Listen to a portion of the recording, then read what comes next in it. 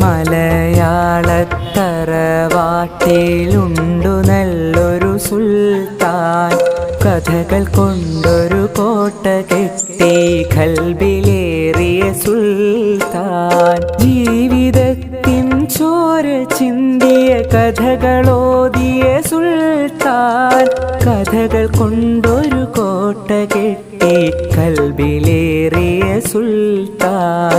മലയാളത്തറവാട്ടിലുണ്ടു നല്ലൊരു സുൽത്താൻ, കഥകൾ കൊണ്ടൊരു കോട്ട കെട്ടി ഖൽബിലേറിയ സുൽത്താൻ.